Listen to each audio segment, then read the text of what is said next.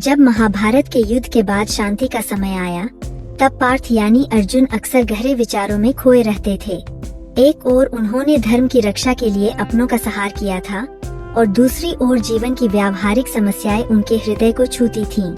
एक दिन वह श्री कृष्ण के पास बैठे थे और मन ही मन एक प्रश्न को दबाए बैठे थे। अंततः उन्होंने धीरे से कहा, माधव, जब हम जीवन के कठिन संघर्षों में आगे बढ़ते हैं, तो अनेक बार मन किसी स्त्री के मोह में फंस जाता है। चाहे वह सौंदर्य हो, मधुर वाणी हो या स्नेह का आकर्षण, यह मोह मनुष्य को अपने मार्ग से विचलित कर देता है। हे वासुदेव, बताइए, एक साधक या एक योद्धा लड़की के मोह से कैसे दूर रहे? श्री कृष्ण मुस्कुराए। उनकी मुस्कान में करुणा भी थी और उत्तर का बीज भी। उन्होंने कहा, पार्थ, यह प्रश्न केवल तुम्हारा नहीं है। संसार के प्रत्येक पुरुष के जीवन में यह प्रश्न आता है। स्त्री का सौंदर्य, उसका स्नेह, उसकी कोमलता, यह सब प्रकृति का अद्भुत वरदान है। परंतु यदि पुरुष अपने जीवन के धर्म को भूलकर केवल स्त्री के मोह में बंध जाए, तो उसका पतन निश्चित है। इसलिए मोह से दूर रहने का रहस्य समझना आवश्यक है। कृष्ण ने अपनी बात समझाने के लिए एक कथा सुनाई। प्राचीन काल में एक ऋषि थे जिनका नाम था श्वेतकेतु। वे अत्यंत तपस्वी और ज्ञानवान थे। उनका मन वेदांत और ध्यान में ही रमता था। लेकिन एक दिन वन में भ्रमण करते समय उन्होंने एक युवती को देखा। उसका सौंदर्य अद्भुत था। ऋषि का चित्त डोल गया। धीरे धीरे वह युवती उनके तप का केंद्र बन गई। उनके मन में विचार आने लगे, यदि यह युवती मेरी संगिनी बन जाए तो मेरा जीवन सुखमय हो जाएगा। और देखते देखते उनका तप भंग हो गया। पार्थ, यही मोह है। जब मन आत्मा के स्वरूप को भूल जाता है और शरीर के आकर्षण में बंध जाता है, तब साधक का पतन होता है। अर्जुन गंभीर होकर बोले, माधव, परंतु मन तो स्वतः आकर्षित होता है। क्या यह प्रकृति का नियम नहीं कि पुरुष स्त्री की ओर और स्त्री पुरुष की ओर खींचे? कृष्ण ने उत्तर दिया, हाँ पार्थ, यह आकर्षण प्रकृति का नियम है। लेकिन साधक का कर्तव्य है कि वह इस आकर्षण को समझे और नियंत्रित करे। अग्नि भी आकर्षक है, उसमें प्रकाश है, ऊष्मा है, परंतु यदि तुम असावधान होकर उसके समीप जाओगे तो जल जाओगे। इसी प्रकार स्त्री का सौंदर्य और मोह है। वह तुम्हें प्रेरणा भी दे सकता है और पतन भी। यह तुम्हारे विवेक पर निर्भर है कि तुम उससे क्या ग्रहण करते हो। कृष्ण आगे बोले, यदि साधक को मोह से बचना है तो उसे 3 बातों को याद रखना चाहिए। पहली बात, स्त्री के शरीर के आकर्षण को स्थायी न मानो। सौंदर्य क्षणिक है। जैसे फूल सुबह खिले और शाम तक मुरझा जाए, वैसे ही देह का आकर्षण समय के साथ घटता है। दूसरी बात, मोह मन की रचना है। मन यदि किसी को सुंदर मान लेता है तो वही सुंदर लगता है, परंतु जब मन को आत्मा की ओर मोड़ दो तो वही आकर्षण तुच्छ प्रतीत होता है। तीसरी बात, हर स्त्री को माँ, बहन या देवी के रूप में देखो। जब दृष्टि बदल जाती है तब मोह का जाल स्वतः टूट जाता है। अर्जुन ध्यान से सुनते रहे। उनके मन में कई प्रसंग उठे। जब वे वनवास में थे तब अनेक बार उन्हें स्त्रियों का आकर्षण मिला, लेकिन उन्हें स्मरण था कि उनका जीवन लक्ष्य धर्म की रक्षा और श्री कृष्ण की सेवा है। कृष्ण ने आगे कहा, पार्थ, मनुष्य को स्त्री से दूर नहीं भागना चाहिए। स्त्री और पुरुष दोनों मिलकर सृष्टि के आधार है, परंतु साधक को यह भली भांति समझना चाहिए कि मोह और प्रेम में अंतर है। प्रेम शुद्ध होता है, उसमें आत्मा की अनुभूति होती है, लेकिन मोह वासना से जन्म लेता है और वह केवल शरीर तक सीमित रहता है। कृष्ण ने गहरी दृष्टि से अर्जुन की ओर देखा और बोले, यदि तुम सच में मोह से दूर रहना चाहते हो तो अपने मन को उच्च लक्ष्य में लगाओ। जब लक्ष्य महान होता है तो छोटे आकर्षण अपना असर खो देते हैं। जैसे आकाश को निहारने वाला व्यक्ति मिट्टी में लौटने की इच्छा नहीं करता, वैसे ही आत्मा के आनंद का रस चखने वाला साधक देह के क्षणिक आकर्षण से स्वतः दूर हो जाता है। अर्जुन ने धीरे से कहा, माधव, तब क्या मुझे हर स्त्री को केवल साधना का साधन मानना चाहिए? कृष्ण ने मधुर स्वर में उत्तर दिया, नहीं पार्थ, प्रत्येक स्त्री भी आत्मा है। उसी परमेश्वर की संतान है। उसका सम्मान करना चाहिए, परंतु उसके मोह में फंसना उचित नहीं। जैसे तुम गंगा के जल को प्रणाम करते हो, उसका उपयोग करते हो, परंतु उसमें डूबकर अपना जीवन नष्ट नहीं करते, वैसे ही स्त्री का सम्मान करो, परंतु मोह से बचे रहो। यही संतुलन साधक के लिए आवश्यक है। इस संवाद के बाद अर्जुन के मन का संशय मिटने लगा। उन्होंने समझ लिया कि मोह से दूर रहने का रहस्य भागने में नहीं, बल्कि दृष्टि बदलने में है। जब स्त्री को केवल देह नहीं, आत्मा समझा जाए, जब सौंदर्य को क्षणिक और धर्म को शाश्वत माना जाए, जब लक्ष्य परमात्मा का स्मरण हो, तब मोह का बंधन स्वतः टूट जाता है।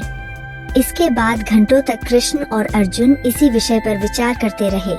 कृष्ण ने अनेक उपमाएं दी, जैसे सूर्य और चंद्रमा, कमल और कीचड़, अग्नि और ईंधन, और प्रत्येक उपमा के माध्यम से यही समझाया कि मोह तब तक बंधन है जब तक साधक आत्मा का ज्ञान नहीं पाता।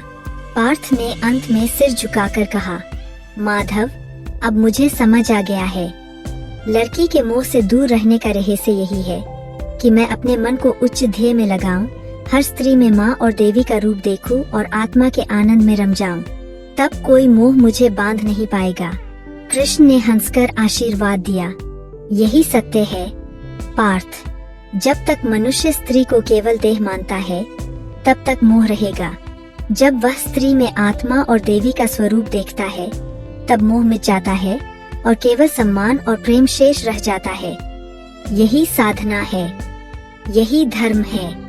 कृष्ण की बातें अर्जुन के हृदय में गहराई तक उतर चुकी थीं, लेकिन मनुष्य का मन बड़ा चंचल होता है। आज समझ में आए हुए सत्य को कल वही मन धुंधला कर देता है। अर्जुन ने कृष्ण से कहा, माधव, आपने मुझे यह तो समझा दिया कि मोह मन का बंधन है और दृष्टि बदलने से वह टूट सकता है, परंतु क्या यह स्थायी है? अगर कल फिर मेरा मन किसी आकर्षण में फंस जाए तो मैं क्या करूं? क्या मोह बार बार लौट कर आता है? कृष्ण ने शांति से उत्तर दिया, पार्थ, मोह बार बार लौट कर आता है क्योंकि यह मन का स्वभाव है। जैसे समुद्र की लहरें बार बार उठती है और फिर शांत हो जाती है, वैसे ही मन की इच्छाएं भी बार बार उठती है। लेकिन साधक को यह देखना चाहिए कि वह लहर में बहता है या किनारे पर खड़ा रहकर उसे देखता है। जिसने अपने विवेक को जागृत कर लिया, वह लहरों के बीच भी डूबता नहीं। इसके बाद कृष्ण ने एक और कथा सुनाई। एक बार एक राजकुमार तपस्वियों के आश्रम में गया। वह राजकुमार रूपवान था, बलवान था, परंतु उसका मन चंचल था। आश्रम में एक दिन उसने एक साध्वी कन्या को देखा जो शुद्ध भाव से गंगा स्नान कर रही थी। राजकुमार का मन आकर्षित हो गया। वह साध्वी के पास गया और बोला, तुम्हारा सौंदर्य अद्भुत है, मैं तुम्हें अपनी रानी बनाना चाहता हूँ। साध्वी ने शांत होकर उत्तर दिया, राजकुमार, तुमने मुझे केवल देह से देखा है, क्या तुम मुझे आत्मा के रूप में देख सकते हो? राजकुमार चुप हो गया। साध्वी ने कहा, यह देह कल राख हो जाएगी। यदि तुम केवल इस देह से प्रेम करते हो तो तुम्हारा प्रेम क्षणिक है। यदि तुम आत्मा को देख सको तो मोह अपने आप समाप्त हो जाएगा। उस दिन राजकुमार को पहली बार समझ आया कि वास्तविक प्रेम आत्मा का होता है, शरीर का नहीं।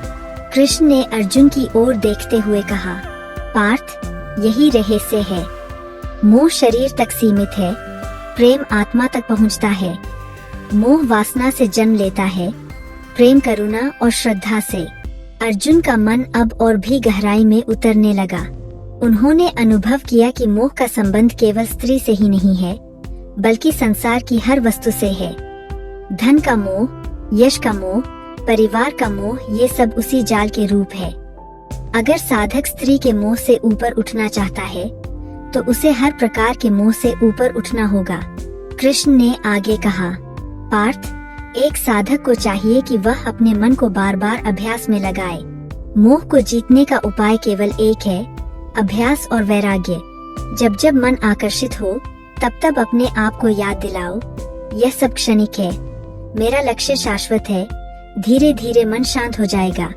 जैसे गहरे अंधकार में दीपक बार बार बुझता है, परंतु साधक उसे बार बार जलाता है, उसी प्रकार मोह बार बार आएगा, लेकिन साधक को बार बार विवेक का दीपक जलाना होगा।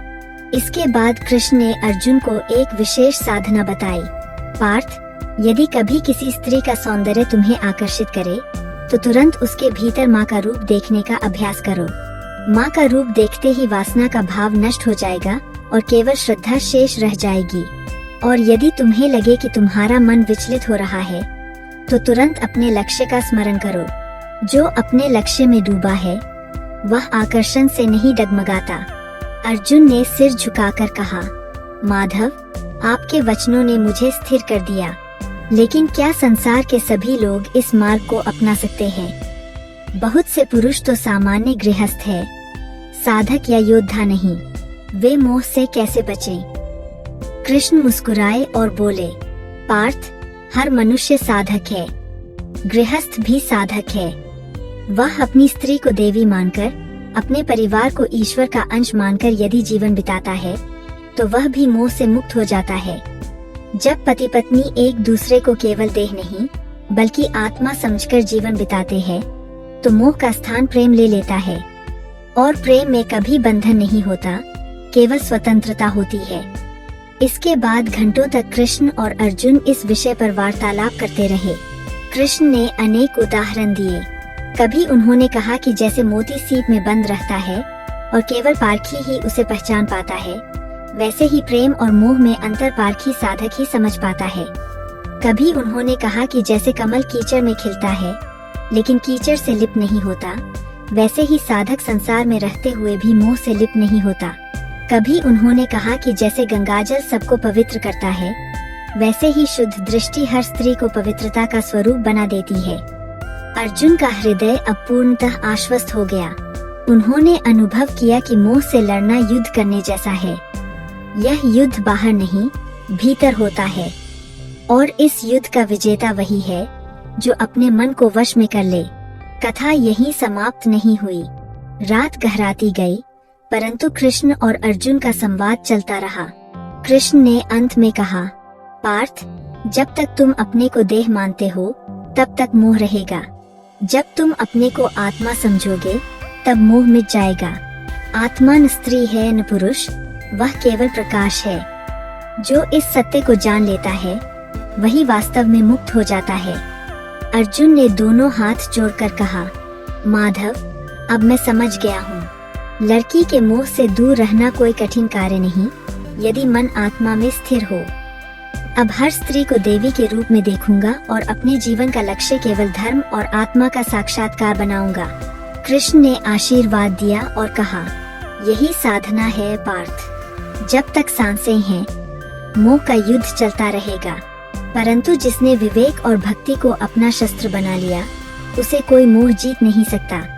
इस कथा से हमें यह गहरी शिक्षा मिलती है कि मोह वास्तव में बाहर की वस्तु नहीं बल्कि हमारे भीतर का भ्रम है। जब मन किसी क्षणिक आकर्षण को स्थायी समझ लेता है तब वह मोह कहलाता है। लड़की का सौंदर्य या किसी का रूप हमें लुभा सकता है, लेकिन यदि हम उसे केवल देह मानकर देखते हैं तो मोह पैदा होता है। और यदि हम उसी में आत्मा और देवी का रूप देख ले तो वह मोह तुरंत सम्मान और श्रद्धा में बदल जाता है। जीवन में मोह को जीतना आसान नहीं होता, क्योंकि मन बार बार उसी आकर्षण की ओर खींचता है, लेकिन अभ्यास और वैराग्य के सहारे हम उसे नियंत्रित कर सकते हैं। साधक के लिए यह आवश्यक है कि वह अपने जीवन का लक्ष्य महान रखे, क्योंकि जब ध्येय ऊंचा होता है तो छोटे आकर्षण अपने आप छोटे लगने लगते हैं। मोह और प्रेम का फर्क समझना बहुत जरूरी है, क्योंकि मोह वासना से उत्पन्न होता है और केवल शरीर तक सीमित रहता है, जबकि प्रेम आत्मा से जुड़ा होता है और शुद्ध व स्थायी रहता है। जो साधक स्त्री में माँ का रूप देखता है वह कभी उसके मोह में नहीं फंसता, बल्कि उसे देवी का स्वरूप मानकर श्रद्धा करता है। जैसे अग्नि प्रकाश भी देती है और जलाती भी है, वैसे ही स्त्री का आकर्षण भी प्रेरणा भी दे सकता है और पतन भी। यह पूरी तरह साधक की दृष्टि पर निर्भर करता है। मोह से दूर रहने का अर्थ भागना नहीं बल्कि सही दृष्टिकोण अपनाना है। संसार में रहकर भी कमल की तरह निर्मल रहना ही साधक का धर्म है। मोह बार बार लौटता है, लेकिन विवेक का दीपक बार बार जलाकर साधक उसे जीत सकता है। आत्मा को पहचानने वाला कभी भी क्षणिक देह के आकर्षण में नहीं बंधता। मोह को जीतना आत्मा को पहचानने का प्रथम कदम है। जो पुरुष स्त्री को केवल देह मानता है उसका पतन होता है, और जो उसे आत्मा समझता है उसका उत्थान होता है। जीवन में मोह को जीतना ही सच्ची वीरता है, क्योंकि यह युद्ध भीतर का युद्ध है। स्त्री और पुरुष दोनों मिलकर सृष्टि का आधार है, लेकिन जब उनमें आत्मिक सम्मान हो तो वही संबंध पवित्र बनता है। मोह में फंसकर मनुष्य अपने लक्ष्य को भूल जाता है, जबकि विवेक से युक्त होकर वह अपने धर्म में स्थिर रहता है। यह कथा हमें सिखाती है कि मोह एक परीक्षा है और प्रेम एक साधना। जब हम आत्मा में स्थिर हो जाते हैं तो मोह मिट जाता है और केवल शुद्ध प्रेम शेष रह जाता है। दोस्तों, यह थी आज की हमारी दिव्य कथा। अगर आपको यह कहानी पसंद आई हो तो इसे लाइक और शेयर जरूर करें। हमारे चैनल नम्रता गॉड स्टोरीज को सब्सक्राइब करें ताकि आपको रोज नई नई पौराणिक कथाएं और भक्ति से भरे प्रसंग सबसे पहले मिल सके। आपके सहयोग और प्रेम से ही हमारी इस आध्यात्मिक यात्रा को बल मिलता है। फिर मिलेंगे अगली दिव्य कथा के साथ। जय श्री राम, जय श्री कृष्ण, जय विष्णु भगवान।